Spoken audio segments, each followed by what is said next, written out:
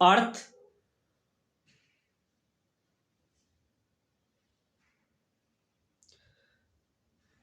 Education centre में आपका स्वागत है। आज हम लोग बिहार एसएससी का हम लोग साइंस सेक्शन करने वाले हैं। इसमें हमने 50 एमसीक्यू इंक्लूड किए हैं, जिसमें कि सभी चैप्टर को हम लोग क्रमबद्ध तरीके से इसमें इंक्लूड करेंगे। पहले हम लोग Newton law of motion and friction से प्रश्न को इंक्लूड किया है। इसके बाद मोल कॉन्सेप्ट से प्रश्न को इंक्लूड किया है, और उसके बाद बायो का है, फिजिक्स केमिस्ट्री बायो, यानी साइंस का कंप्लीट जो सेक्शन है वो हम लोग चैप्टर वाइज आप लोगों को प्रोवाइड कराएंगे एमसीक्यू के माध्यम से और फुल डिस्कशन के साथ। तो चलिए हम लोग वीडियो को शुरू करते हैं। जो पहला प्रश्न है, किस कोण से फेंके जाने पर कोई वस्तु सर्वाधिक दूरी तक प्रक्षेपित होती है। यहां पर देखिए सर्वाधिक दूरी तक फेंके जाने की बात की गई है। जैसे भाला की फेंके जाने की बात हो तो अगर ऊर्ध्वपातर में अगर उदग्र में बात की जाए तो 90 डिग्री हो जाता है, लेकिन यहां पर किया है सर्वाधिक क्षैतिज की बात की जाए। जो क्षैतिज की अगर बात की जाए, सर्वाधिक दूरी तक फेंके जाने की बात की गई है, प्रक्षेपित अर्थात क्षैतिज की बात की गई है, तो ऑप्शन डी हो जाएगा। 45 डिग्री पर अगर किसी वस्तु को सर्वाधिक दूरी पर फेंक सकते हैं, तो ऑप्शन डी इसका क्या होगा, सही उत्तर हो जाएगा। दूसरा प्रश्न है, किसी पिंड का जड़त्व होता है। किसी पिंड का जो है जड़त्व होता है, तो जड़त्व का सिद्धांत की अगर बात करें तो गैलीलियो के द्वारा दिया गया है। जड़त्व दो प्रकार के होते हैं। जड़त्व की बात करें तो दो प्रकार का होता है, एक होता है गति और दूसरा जो होता है वो होता है विराम होता है। एक गति होता है और विराम होता है। अब विराम से गति की ओर, विराम से गति की ओर, जैसे कोई रुका हुआ है अचानक दौड़ना शुरू किया तो उसकी प्रारंभिक अवस्था से गति को जड़त्व को निर्धारित किया जाता है, प्रारंभ में वो क्या था। और गति, कोई दौड़ रहा है अचानक वो रुक गया तो गति से विराम में, तो प्रारंभ अवस्था से निर्धारित किया जाता है। अब यहां पर देखिए, यहां पर पूछा गया है किसी पिंड का जड़त्व क्या होगा, तो किसी पिंड का जड़त्व क्या होगा, उसकी गति की अवस्था में परिवर्तन को प्रतिरोधित करता है। गति जो है क्या है, उसकी अवस्था को क्या करता है, प्रतिरोधित करता है। तो ऑप्शन सी इसका क्या होगा, राइट आंसर हो जाएगा।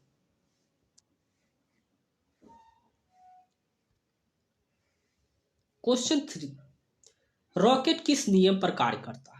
तो रॉकेट जो है संवेग संरक्षण के नियम पर कार्य करता है, न्यूटन के थर्ड लॉ पर कार्य करता है। तो ऑप्शन सी इसका क्या होगा, राइट आंसर हो जाएगा।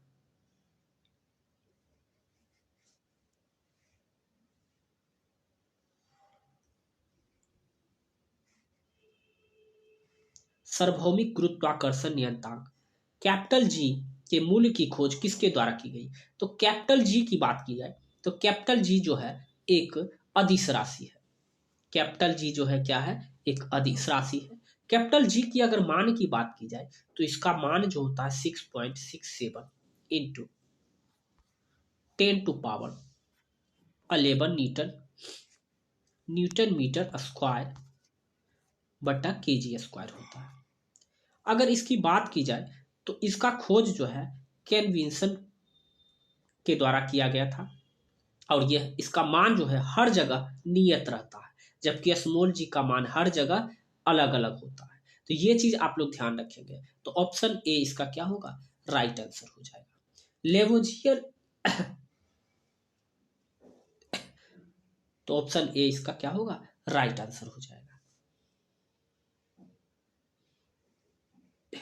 लेवोजियर जो है फादर ऑफ केमिस्ट्री है, फादर ऑफ केमिस्ट्री है, और डाल्टन के द्वारा दिया गया था कि परमाणु जो होते हैं अविभाज्य होते हैं। तो ये सारे फैक्ट आप लोग ध्यान में रखेंगे। अगला प्रश्न है, बल के समीकरण में F किसके बराबर होता है। तो F जो होता है, F बराबर होता है ma, जहां पर लिखा जाता है प्रारंभिक वेग माइनस अंतिम वेग v माइनस यू बट्टे टी। ये फार्मूला आप लोग ध्यान में रखेंगे और ये न्यूटन के जो है सेकेंड लॉ, न्यूटन के सेकेंड लॉ को प्रदर्शित करता है। तो ऑप्शन क्या होगा? राइट आंसर सी हो जाएगा, इसका सही उत्तर हो जाएगा। अगला जो प्रश्न है, निम्न में से किस राशि का मान स्थान बदलने पर भी परिवर्तन नहीं होता है? तो यहां पर देखिए किस राशि का मान, एक होता है द्रव्यमान और दूसरा होता है भार, ठीक है। इसका एसआई मात्रक जो होता है केजी होता है और इसका न्यूटन होता है भार का। यह एक अदिश राशि है द्रव्यमान, और भार जो है सदिश राशि है। यह एक समान होता है, द्रव्यमान जो होता है एक समान हो, चाहे वो पृथ्वी पर हो या चंद्रमा पर हो, जबकि भार का अलग अलग जगह पर मान अलग अलग होता है। तो इस प्रश्न का सही उत्तर क्या हो जाएगा? द्रव्यमान हो जाएगा। परिवर्तन नहीं होता, क्या परिवर्तन नहीं होता है? द्रव्यमान। जबकि वजन बताए कि पृथ्वी पर अलग और चंद्रमा पर अलग होगा, लेकिन द्रव्यमान का मान एक समान होता है। तो इस प्रश्न का उत्तर क्या होगा? ऑप्शन ए इसका राइट आंसर हो जाएगा। अब अगला प्रश्न है, दो पिंडों के बीच बल सदैव, दो पिंड के बीच बल सदैव जो होगा, देखिए बल जो होता है अकेले नहीं होता है। बल की अगर बात की जाए तो बल जो होता है अकेले नहीं होता है, इसके समान विपरीत बल लगता है, जिस थर्ड लॉ, न्यूटन के थर्ड लॉ को यह करता है। तो यहां पर देखिए समान और विपरीत दिशा में प्रयुक्त होंगे, तो ऑप्शन ए इसका क्या होगा? राइट आंसर हो जाएगा। अगला जो प्रश्न है, घर्षण बल द्वारा किया गया कार्य होता है, घर्षण बल द्वारा जो कार्य होता है वो क्या होगा? तो याद रखिएगा घर्षण बल जो है का घर्षण कार्य की बात की गई है, तो घर्षण बल में जो है W का मान हमेशा ऋणात्मक होगा। अगर थीटा का वैल्यू, ठीक है, 0 डिग्री हो तो ये महत्तम होगा, ये क्या होगा? महत्तम होगा। कार्य क्या होगा? महत्तम होगा। अगर थीटा का वैल्यू 90 डिग्री हो तो कार्य क्या होगा? 0 होगा। अगर थीटा का वैल्यू 180 डिग्री रख दिया जाए तो कार्य क्या होगा? ऋणात्मक होगा। और हमेशा बल द्वारा कराया कार्य क्या होगा? यहां पर क्या हो जाएगा? ये हो जाएगा ऋणात्मक होगा, हमेशा ऋणात्मक होगा। तो ऑप्शन सी इसका क्या होगा? राइट आंसर हो जाएगा। झूले पर बैठे लड़के की गति डैश होती है, झूले पर बैठे लड़के की गति डैश होती है। तो देखिए गति एक है आवर्ती और दूसरा जो है दोलनी गति, आवर्ती और दोलनी गति। यहां दोलनी है और एक तरफ है आवर्ती गति। एक निश्चित समय अंतराल में बार बार दोहराई जाए इसे दोलनी गति कहते हैं। जैसे घड़ी की सुई हो गया, घड़ी की सुई हो गया, पंखा की गति हो जाएगा और झूला। और अब बात करते हैं हम लोग आवर्ती गति। तो आवर्ती गति में जो होगा वो होगा पेंडुलम, पेंडुलम की तरह झूला हो जाएगा, पेंडुलम घड़ी भी हो जाएगा। देखिए आवृत्ति गति जो है दोलनी गति में आ जाएगा, लेकिन दोलनी गति जो है आवृत्ति गति में नहीं आएगा। तो इस प्रश्न का सही उत्तर क्या हो जाएगा?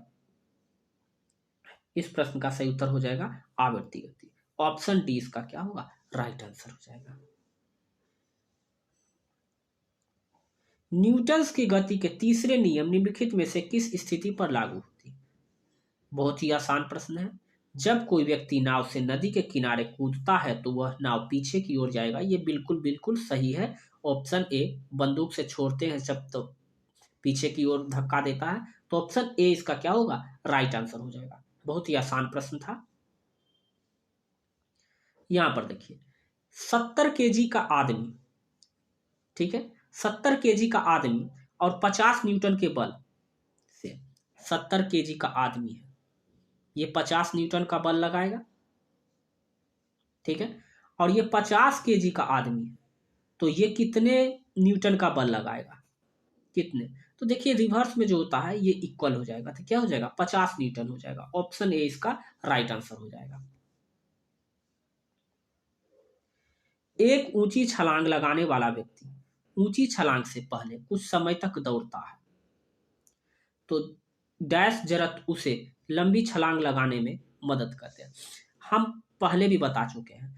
तो जब भी यहाँ निर्धारित होगा तो प्रारंभ में क्या कर रहा है, दौड़ रहा है, तो इसका मतलब क्या होगा, वो गति में है। गति के जरत उसे छलांग लगाने में मदद करेगा। तो गति देखिए ऑप्शन, किस ऑप्शन में गति रखा हुआ है, ऑप्शन डी इसका क्या होगा, राइट आंसर हो जाएगा।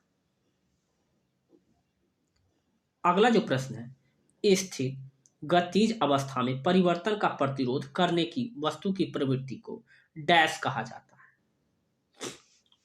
तो देखिए बल अकेले नहीं होता है, पहले भी बता चुके हैं। और ये होता है I = mr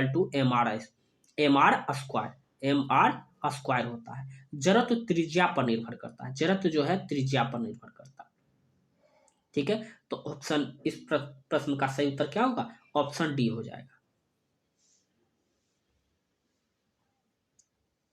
किसी पदार्थ पर कार्य करने के बावजूद भी उसके आकार में परिवर्तन ना होने का गुण डैश कहलाता है। अब जैसे कोई मोबाइल फोन है, उसको अगर हम लोग बल लगाएंगे दोनों हाथ से, तो क्या उसका आकार में परिवर्तन होगा, नहीं परिवर्तन होगा। तो उस बल को क्या कहेंगे, तो उस बल को हम लोग क्या कहेंगे, बाह्य बल, दृढ़ बल है, क्योंकि वह क्या है, ठोस है, इसलिए उसका आकार नहीं बदलेगा। तो क्या होगा, किसी पदार्थ पर बाह्य बल कार्य करने के बावजूद भी उसका आकार अगर परिवर्तन ना होने का गुण को क्या कहते हैं, दृढ़ता कहते हैं, दृढ़ता कहलाएगा। ऑप्शन सी इसका क्या होगा, राइट आंसर हो जाएगा। निम्नलिखित में से एक वस्तु पर लागू असंतुलित बल का प्रभाव नहीं है, असंतुलित बल का प्रभाव नहीं है। तो बल दो प्रकार के होते हैं, बल जो है दो प्रकार का होता है, एक होता है संतुलित, एक होगा संतुलित, और दूसरा जो होगा असंतुलित होगा, असंतुलित होगा। संतुलित बल जो होगा, जैसे इधर अगर 5 न्यूटन का बल लगाया जा रहा है तो इस तरफ भी 5 न्यूटन का बल लगेगा, तो ये होगा संतुलित। और असंतुलित में क्या होगा, इधर अगर 5 न्यूटन का बल लगाया जा रहा है तो इधर 10 न्यूटन का बल लगाया जाएगा, तो ये होगा असंतुलित बल। और देखिए संतुलित बल में जो होता है गति नहीं होती, गति नहीं होती, अधिक होने पर आकार बदल जाएगा, अधिक होने पर संतुलित बल में आकार बदल जाएगा, जबकि आकार नहीं बदलेगा। ठीक है, असंतुलित बल में आकार नहीं बदलेगा, किसी का ज्यादा किसी का कम हो जाएगा। तो यहां पर देखिए इस प्रश्न का उत्तर क्या होगा, ऑप्शन देख लीजिए, असंतुलित बल प्रभाव नहीं पड़ेगा। ये पूछा, एक वस्तु की गति में परिवर्तन होगा, बिल्कुल होगा। एक वस्तु की गति दिशा में परिवर्तन होगा, वस्तु के कारण नहीं बनता, एकदम बिल्कुल वस्तु की गति में परिवर्तन का कारण नहीं बनता, बिल्कुल बनेगा। तो ऑप्शन सी इसका क्या होगा, राइट आंसर हो जाएगा। डैश प्रकृति अकेले कभी नहीं होता, इसके पहले भी हम चर्चा करिए, बल जो है प्रकृति कभी अकेले नहीं होता है, तो ऑप्शन ए इसका राइट आंसर हो जाएगा। यदि किसी गतिमान वस्तु पर कोई बल आरोपित नहीं है तो यह किसके कारण रुक जाता है, किसके कारण रुक जाता है, फ्रिक्शन, घर्षण के कारण वह वस्तु क्या है, रुक जाता है। तो ऑप्शन सी इसका क्या होगा, राइट आंसर हो जाएगा। क्योंकि आवेग बराबर जो होता है बल इंटू समय होता है, और यह एक सदिश राशि है। तो ये सारे फैक्ट आप लोग ध्यान में रखिएगा। अगला जो प्रश्न है, निम्नलिखित में से कौन सा कथन गलत है। जब एक बस अचानक रुकती है तो बस में बैठे एक यात्री पीछे की ओर झटका लगता है। देखिए गलत पूछा गया, जब अचानक बस रुकती है तो यात्री जो है पीछे की ओर नहीं आगे की ओर झटका खाता है।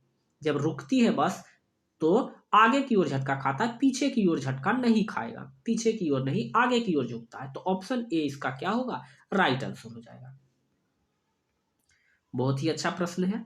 आगे, जब 100 न्यूटन का बल 50 केजी द्रव्यमान की एक वस्तु पर लगाया जाता है तो उत्पन्न होने वाले त्वरण की गणना कीजिए। देखिए बल लग रहा है, फोर्स जो लग रहा है 100 न्यूटन है, और एम जो है द्रव्यमान जो है वो है 50 केजी है। अब यहाँ पर बल का फार्मूला जो होता है F बराबर ma होता है। तो अब लगा दीजिए फार्मूला, तो क्या हो जाएगा 100/50, तो 50 दूनी 100, यानी क्या आ जाएगा 2 metre second square, 2 metre second square. देखिए किस ऑप्शन में दिया हुआ है, 2 मीटर सेकेंड स्क्वायर। ध्यान से लगाइएगा, ऑप्शन बी नहीं, ऑप्शन ए इसका राइट आंसर हो जाएगा। बस कुछ नहीं करना है। अगला प्रश्न है, यदि 5 सेकेंड के किसी वस्तु का वेग 5 मीटर प्रति सेकेंड के बराबर 10 मीटर प्रति सेकेंड हो जाए तो उसका त्वरण कितना होगा। देखिए बिल्कुल ही आसान प्रश्न है। टी यहाँ पर दिया हुआ है, 5 के स्थान पर टी जो हो जाता है 10 सेकेंड हो जाता है। तो यहाँ पर लगा दीजिए ए बराबर प्रारंभिक वेग माइनस अंतिम वेग, तो 10 माइनस 5 भी माइनस यू बाई टी का फॉर्मूला लगा रहे हैं बटे 5, प्रारंभिक वेग है, टी है 5 सेकेंड। तो यहां पर 5, ठीक है, 5 कट जाएगा तो क्या बचेगा 1 मीटर प्रति सेकेंड। यहां भी 1 हो जाएगा, 1 मीटर प्रति सेकेंड, और 1 मीटर प्रति सेकेंड ऑप्शन डी में है। देखिए ऑप्शन सी नहीं, ऑप्शन डी में है, तो ऑप्शन डी इसका राइट आंसर आएगा। मोल कंसेप्ट, मोल कंसेप्ट पढ़ने से पहले थोड़ा सा इसमें हम लोग इसके कॉन्सेप्ट को थोड़ा सा हम लोग देख लेते हैं ताकि आसानी हो। मोल कॉन्सेप्ट में देखिए क्या है, मोल, सबसे पहले मोल के बारे में जान लीजिए। तो मोल जो होता है, मोल का फार्मूला जो होता है, दिया गया द्रव्यमान, जो भी द्रव्यमान दिया गया द्रव्यमान बटे सूत्र द्रव्यमान होता है। ये एक फार्मूला है, ये ध्यान में रखिएगा।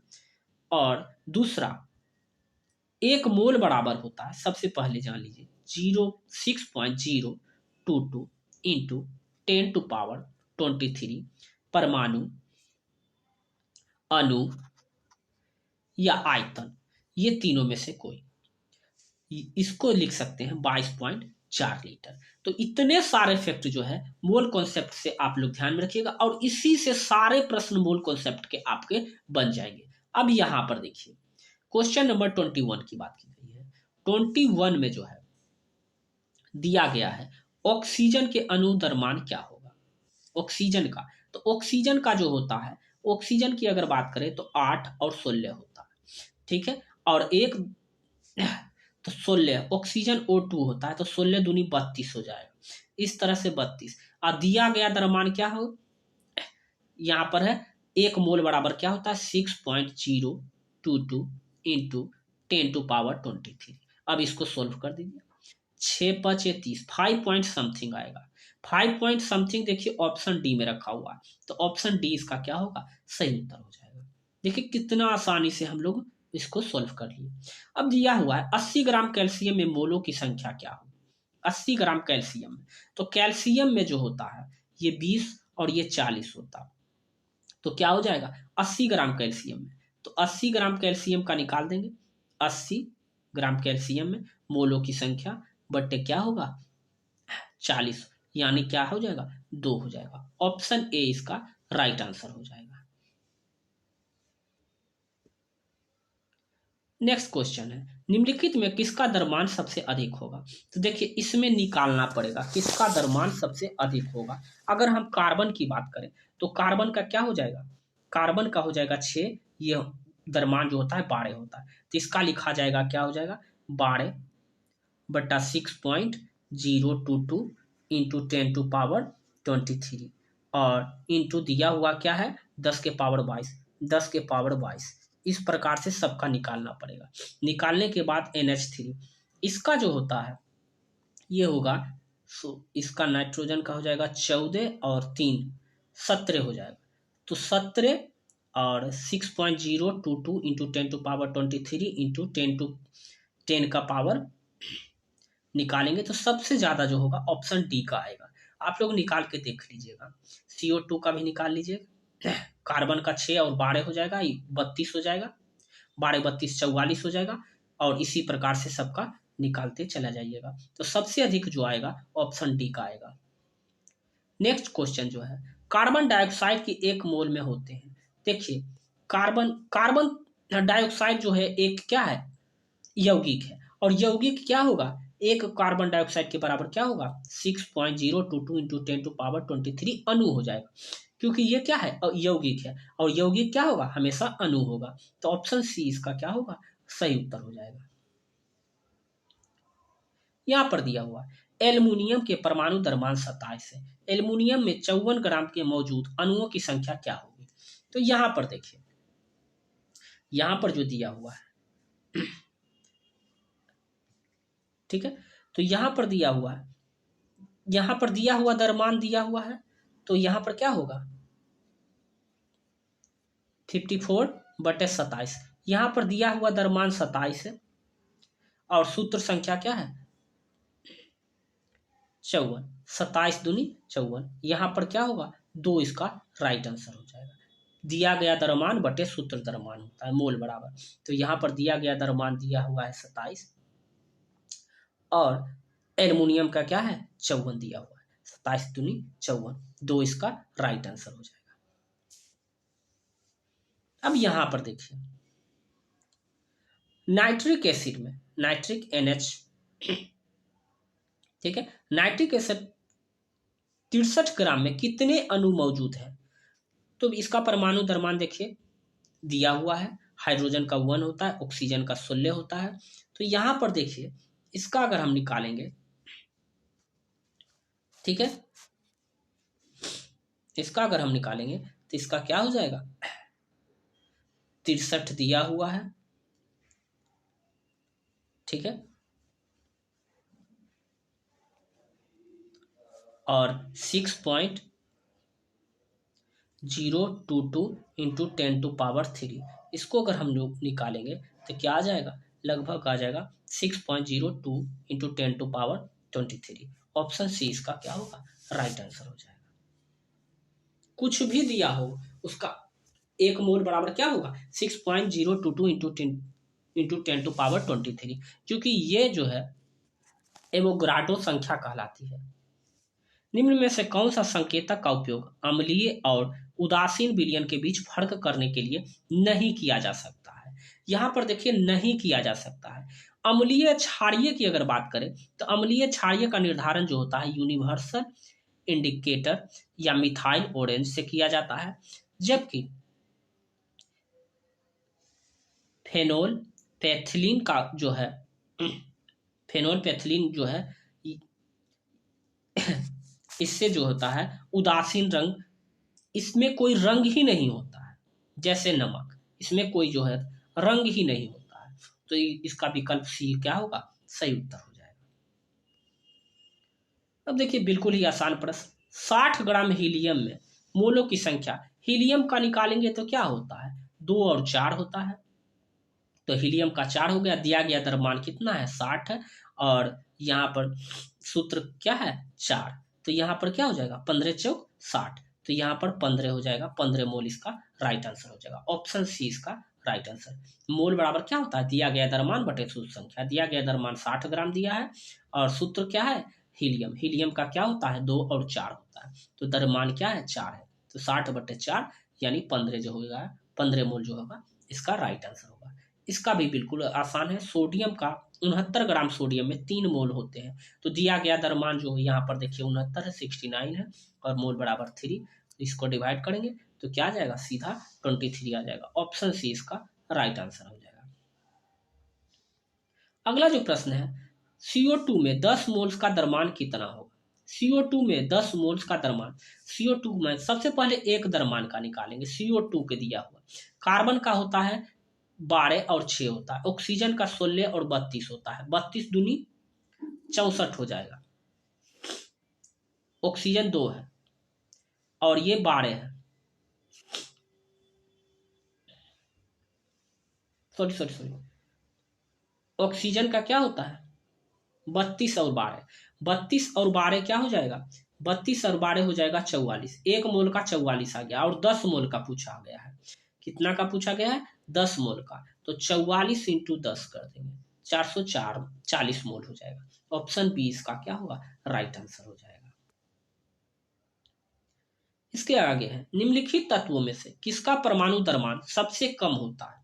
सबसे कम परमाणु द्रव्यमान की बात किया गया कि किसका परमाणु द्रव्यमान कम होता है, तो नाइट्रोजन की बात करें तो इसका होता है, नाइट्रोजन का जो बात किया जाए तो इसका होता है 7 और 14 होता है।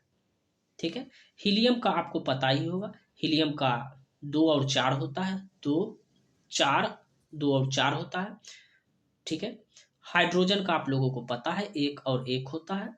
और लिथियम की अगर बात की जाए तो लिथियम का जो होता है 3 और 7 होता है। तो किसका सब पूछा गया है परमाणु दरबार सबसे कम हो, तो ऑप्शन बी इसका राइट आंसर हो जाएगा, हाइड्रोजन का। आगे हम लोग टिश्यू देखेंगे। टिश्यू से है उत्तक से शुक्राणु अंडाणु का निर्माण होता है। देखिए शुक्राणु और अंडाणु का निर्माण होता है, इसको 2 फेज में बांटा जाता है। देखिए एक होता है माइटोसिस, एक होता है मियासिस। माइटोसिस इसको 2 भागों में बांट देंगे, माइटोसिस और मियासिस। अब यहाँ पर देखिए इसको समसूत्री विभाजन कहते हैं, इस समसूत्री विभाजन होता है। और ये जो होता है मियासिस अर्धसूत्री विभाजन होता है। ठीक है। ये बराबर होता है और ये शरीर कायिक कोशिका में होती है, पुत्री जनक होता है, ये पूर्ण होता है। और ये होता है जनन कोशिका में, और पुत्री जनक आधा होगा, इसका आधा होगा और इसका क्या होगा कायिक कोशिका में होगा, पुत्री कोशिका में होगा। ठीक है। तो यहां पर जो पूछा गया प्रश्न है कि शुक्र अंडाणु का निर्माण होता है, तो ये कहाँ होगा, इस प्रश्न का सही उत्तर जो हो जाएगा क्या हो जाएगा मियोसिस में, क्योंकि ये जनन कोशिका होता है। ठीक है। और ये जो होता है मियासिस जो होता है शरीर में होता है, बराबर होता है, कायिक कोशिका होता है। ठीक है।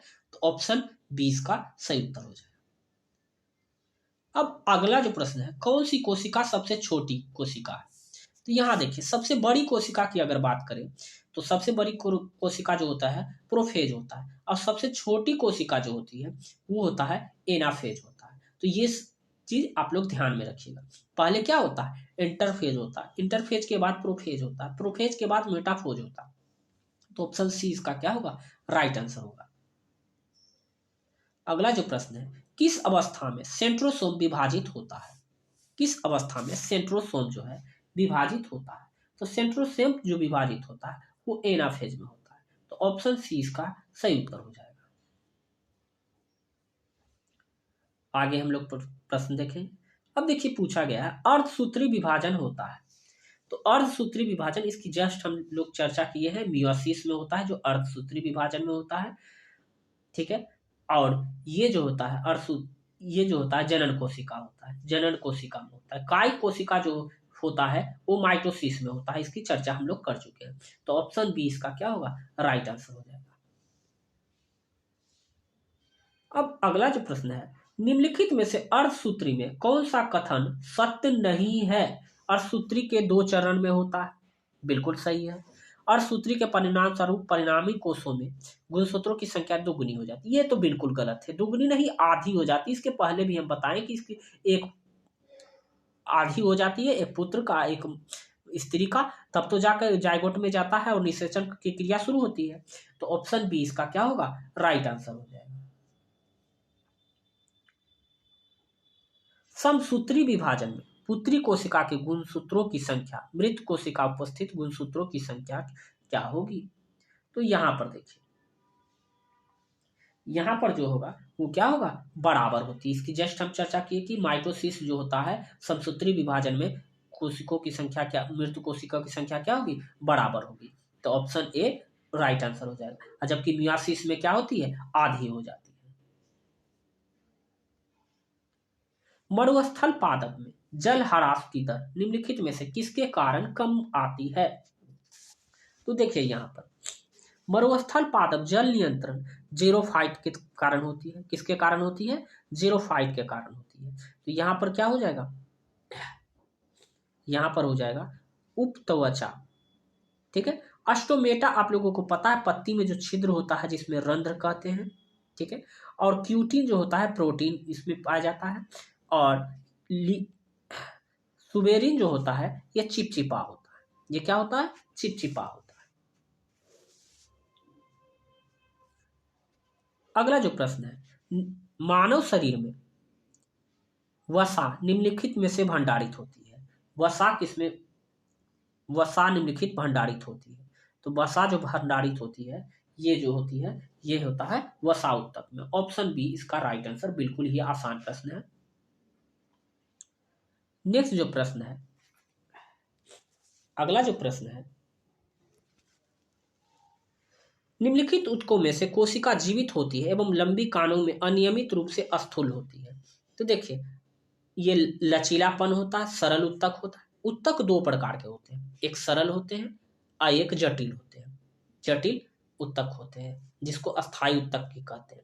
सरल उत्तक की अगर बात करें, सरल उत्तक की बात करें तो प्रोनोकाइमा होता है, स्क्लेरोकाइमा होता है। जटिल उत्तक में आ जाता है जाइलम आ जाता है, फाइलम आ जाता है, ये सब जो होता है। तो इस प्रश्न का सही उत्तर क्या होगा आप लोग अब जल्दी से कमेंट सेक्शन में बता सकते हैं। इसका क्या हो जाएगा? क्लोनोकाइमा हो जाएगा। तो ऑप्शन डी इसका राइट आंसर हो जाएगा। रक्त और हड्डियां डैश के उदाहरण है। तो रक्त और हड्डियां क्या है? कनेक्टिव टिश्यू है, संयोजी उत्तक है। ऑप्शन ए इसका सही उत्तर होगा। अगर संयोजी उत्तक और रक्त का अगर पूछा जाए, संयोजी उत्तक और तरल संयोजी उत्तक देखा तो तरल संयोजी उत्तक इसका लगाएंगे रक्त का।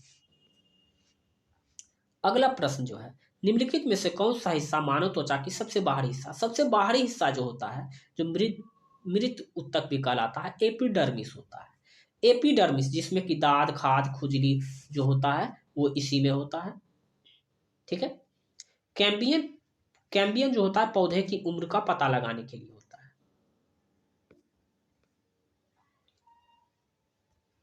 निम्नलिखित में से कौन सा उत्तक जड़ों की खाद्य पदार्थों की पर से संचरण करते हैं?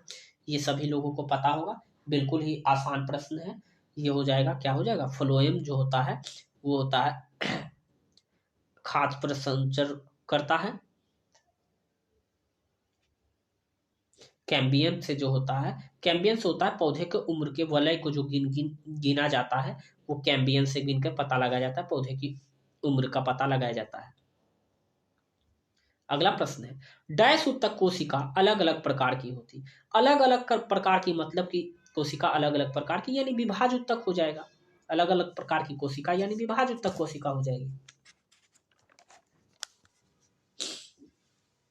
विभाज उत्तक कोशिका हो जाएगी। देखिए बाहरी उत्तक सब स्क्लेरोकाइमा, इसमें प्रजनन नहीं होती है, इसमें पानी नहीं होता, सूखा होता है। पादप कोशिका मुख्यतः दो प्रकार की होती है, पहले भी बता चुके हैं, विभाज उत्तक और अस्थायी उत्तक होगा। ऑप्शन सी इसका क्या होगा? राइट आंसर हो जाएगा।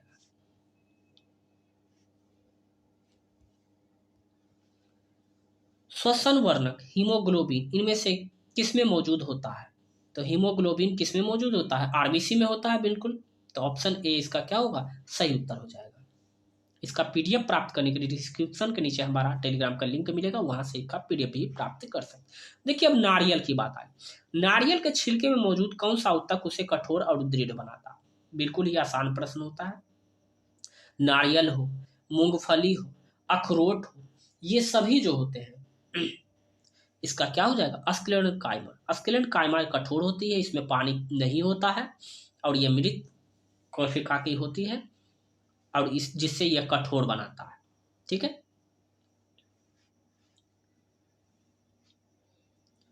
अगला प्रश्न है, निम्न में से क्या जाइलम वाहिका को जलरोधी बनाता है? बिल्कुल ही आसान प्रश्न है। तो इस प्रश्न का सही उत्तर क्या होगा? देखिए सेल्यूलोज की बात की जाए तो सेल्यूलोज जो होता है लकड़ी, पेपर, शैवाल के इस्तेमाल में किया जाता है। ठीक है। तो इसका क्या होगा? लिग्निन हो जाएगा। सेल्यूलोज का इस्तेमाल किस में होता है? लकड़ी, पेपर और शैवाल में होता है। जबकि सुब्रीन, सुब्रीन का जो होता है चिपचिपा होता है, पहले बता चुके हैं। और क्यूटिन की भी बात हम लोग कर चुके हैं, मरुस्थलीय पौधा होता है, इसमें पानी को नियंत्रित करने के लिए होता है। तो ऑप्शन ए इसका क्या होगा? राइट आंसर होगा। अगला जो प्रश्न है, डैश उत्तक कोशिका बहुत सक्रिय होता है, उसमें घने कोशिका द्रव, साइटोप्लाज्म, पतली कोशिका रस और भित्ति मुख। देखिए यहाँ पर दो कोशिका आ रही है। ठीक है। एक सक्रिय होती, इसमें आ रही है एक पतली कोशिका आ रही है। अभू नाभिक कम रिक्तिकाएं होती, तो ये क्या हो जाएगा? विभाज उत्तक हो जाएगा। ऑप्शन ए इसका राइट आंसर हो जाएगा। स्थूल क्या होता है? लचीला होता है। स्केल कठोर बनाता है। स्केल कायमा जो होता है वो क्या है? कठोर बनाता है। आज के सेट का आखिरी प्रश्न, डैश एक कोशिका मृत होती है। अभी जस्ट इसकी चर्चा की हम लोग, दृढ़ोत्तक हो जाएगा। ये मृत कोशिका है जो नारियल, अखरोट, मूंगफली में पाया जाता है। तो ऑप्शन बी इसका राइट आंसर हो जाएगा। यदि आपको यह वीडियो अच्छा और हेल्पफुल लगा हो तो चैनल को सब्सक्राइब करके बेल आइकन को दबाना ना भूलें। इस पर क्रमबद्ध तरीका से बिहार एसएससी के जीके का सेट क्रमबद्ध तरीके से चलाया जाएगा। तो मिलते हैं हम लोग नेक्स्ट वीडियो में। अभी के लिए बस इतना ही। जय हिंद।